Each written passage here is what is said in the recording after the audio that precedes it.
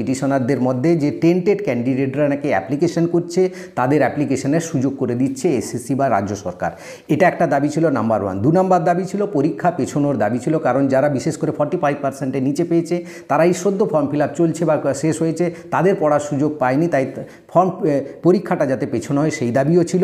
নতুনদের সঙ্গে পুরনোদের যে কম্পিটিশান, এটা একটা দাবি ছিল যে নতুনদের সঙ্গে পুরনোদের কম্পিটিশান এবং একই প্যানেলে থাকা দুজনের পক্ষে সেটা একটা আনফেয়ার কম্পিটিশান হয়ে যাচ্ছে, যার ফলে বয়সের দিক দিয়ে অনেকটা ফারাক হচ্ছে দুটো ক্যাটাগরির মধ্যে।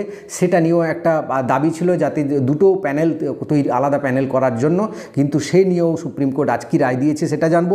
সিট সংখ্যা বাড়ানোর ব্যাপার নিয়ে খুব ভাইটাল পয়েন্ট ছিল এটা একটা, যে কিছু কিছু সাবজেক্টে সিট সংখ্যা কমে গেছে। কীরকম না 2016 সালে যে সিট সংখ্যা ছিল তার থেকেও কমে গেছে, তাহলে 2016 সালে যে যোগ্য শিক্ষক রয়েছে সেই নিজেই তো চাকরি পাবে না। এটা একটা ভাইটাল পয়েন্ট, এটা কিন্তু এসএসসি শোনেনি।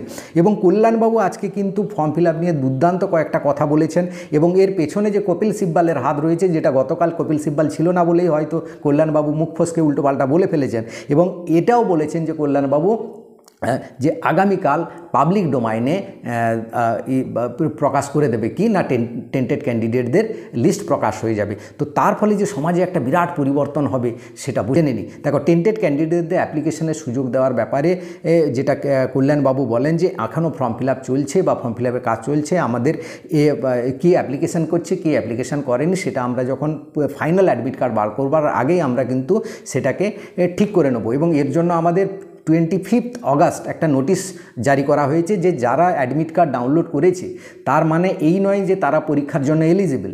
সেই অ্যাডমিট কার্ড ডাউনলোড করে তাদের দেখা হচ্ছে, চেক করা হচ্ছে, বা তাদের কোনো ভুল আছে কিনা সেটা চেক করা হচ্ছে, তার সাথে কোনো টেন্টেড ক্যান্ডিডেট আছে কিনা সেগুলোর জন্য আমরা যথেষ্ট ব্যবস্থা নিচ্ছি। এবার এখান থেকে বলা হয় যে পিটিশনারদের পক্ষ থেকে বলা হয় যে না, আমাদের কাছে লিস্ট আছে কোন কোন টেন্টেড ক্যান্ডিডেট অ্যাপ্লিকেশন করেছে। তখন কল্যাণবাবু বলেন আমাদের তাহলে সেই লিস্ট দিয়ে দিন, আমরা কালকেই তাদের বার করে দেবো। তো এই কথা শুনে জাজ মহাশয়ও বলেন যে ঠিক আছে, তাহলে তোমার এই তো প্রবলেম সলভ হয়ে গেল, টেন্টেড ক্যান্ডিডেটদের যেন না পড়ে। এবং গতকালও কিন্তু সুপ্রিম কোর্ট খুব ভালো জোর করে থ্রেট করেছে এসএসসিকে যে টেন্টেড ক্যান্ডিডেট যেন একজনও বসতে না পায়। তো আশা করা যায় এই জন্য এসএসসি ব্যবস্থা নেবে, নাহলে কিন্তু পুরো প্রক্রিয়াটাকে ভেস্তে দেবে বলে দিয়েছেন সুপ্রিম কোর্ট গতকাল এই বিষয়ে। এবার পরীক্ষা পেছনের দাবিকে একদম নাশসাত করে দিয়েছেন, কোনো কথাই শুনতে চাননি, পরীক্ষা পেছনো হবে না। 7 তারিখ এবং 14 তারিখ পরীক্ষা হচ্ছে। এবার নতুন পুরনোদের বয়সের ফারাক যে ডিফারেন্সটা নিয়ে বলা হচ্ছিল সেটাতেও শোনেননি, যে এটা বললেন যে 10 বছরে যেমন তোমরা বড় তেমনি তোমরা 10 এক্সপিরিয়েন্সের 10 নাম্বার পাচ্ছ, তাই এটাও কিন্তু খারিজ করে দেয়, এটাও কথা শোনেননি। সিট সংখ্যা বাড়ানোর ব্যাপারটা যেটা শোনা উচিত ছিল সেটা কিন্তু সুপ্রিম কোর্ট শুনল না। এটা যেহেতু এসএসসির নিজের হাতের ব্যাপার, সুপ্রিম কোর্ট এখানে হাত দিতে চায়নি, এসএসসি ইচ্ছা মতো যা করলে চাইবে।